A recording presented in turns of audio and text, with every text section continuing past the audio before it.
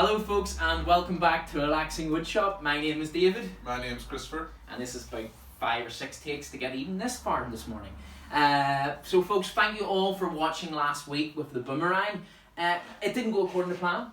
It did not. No, it did not. But what we will do in November is we will have another attempt at it, and we will go into a field where there's no rocks and make sure we get it to work this time, won't we? We will. We will indeed. Now, this week we are doing A music box. a music box, and the music box we're going to make out of solid oak, and the music box is going to be aimed towards a child's room so they can play it at night and put them to sleep, etc, etc. So we're going to have a recording of your voice. We haven't even started and the jokes are going here and the jabs are going. So look guys, hope you enjoy and stick with us. Here's the ingredients list for this week. We have our block of solid oak. We have our little music playing device which is called the Movement. We have the little latch here for the front. We have our hinges so they can open and close. We have our tiny little screws.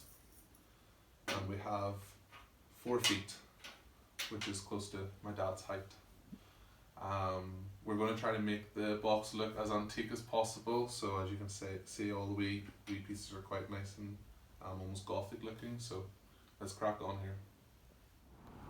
Yeah, 4 feet, dead on, huh? At least 5'9", at least. Our movement box is as follows. So what happens is when you turn these wee music boxes, you can't really hear them, okay? But what happens is when they get bolted on or set to a solid piece, this happens.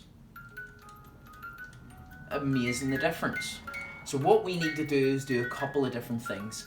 Measure the length of the handle, and of course measure the length of the music section itself. What we need to do with our solid piece of oak, which is beautiful, is we need to measure the cut here to remove the 2 sides, then the cut to remove the top, and then once that's done we need to remove the carcass from the inside of it, but always being aware that we need to have at least an amount of movement to get that handle through, and then of course to bolt it to the bottom as well. So let's start cutting up.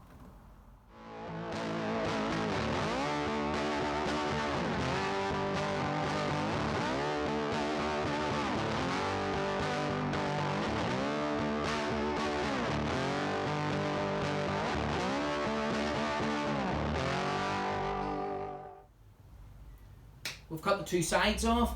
Now what we'll do is we'll cut off the lid. Now the lid, we want it to be a thicker lid. We want it to have a bit of weight to it so when you lift it up you can feel that. And then of course have a wee bit of room to screw onto the hinge. So let's say about ½ an inch there. So we'll get that set up in the bandsaw and we'll get ripping.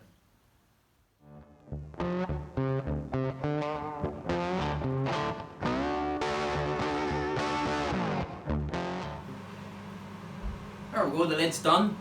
What we need to now do is sand the life out of it. We want to get all the nice wee cuts sanded down, and then when that's done, then we'll then strip out the inner of the box itself. So let's get on to the sanding.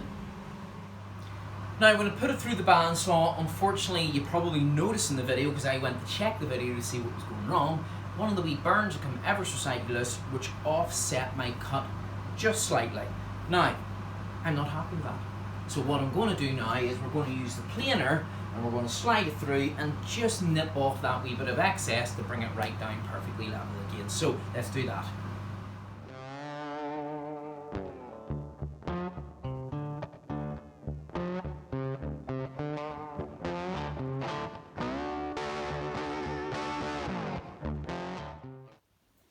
So guys, that's the first time we've ever used our planer on the YouTube channel.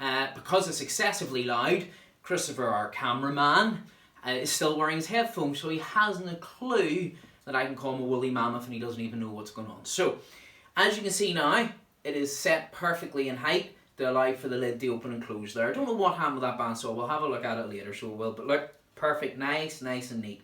So what we now need to do is scoop the inside.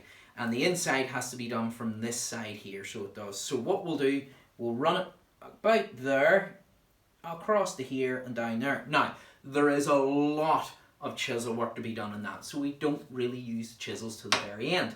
What we will use is the table saw, and we'll get the table saw to nip up about 1/4 of an inch then another quarter of an inch, then another quarter of an inch, and we'll bring it to holding back about an inch there. So, and then we'll turn it over, do the same on the other side, and then work our way across, which then means all we'll have to do is chisel out that wee bit there.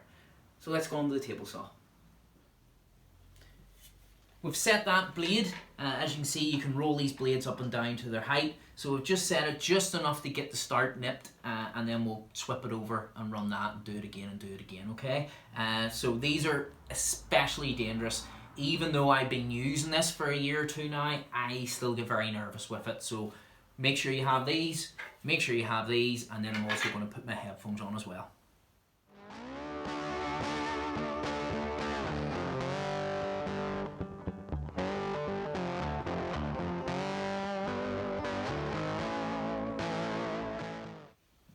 As you can see, guys, when I was doing that, I was just gradually working my way up, because you don't want to put too much work on the one go on the cut there. So we just gradually work that up. So what we're going to do now is we're going to cross the whole area and remove all the wastage there, and then we'll get on to a wee touch of the chiseling very soon. Well, folks, unfortunately that is all we have time for this week. Bigfoot here might be here next week. I deserve that, so I do. Remember, guys, keep the likes and subscribes coming in. Yes, guys, it does mean a lot to us, because as much as we'll have a lot of fun here, don't forget to subscribe. Don't forget to tell your friends and family to watch these two jokers having a bit of fun and working in their workshop. So we look forward to seeing you next week on the Relaxing Woodshop. Be safe. See you then.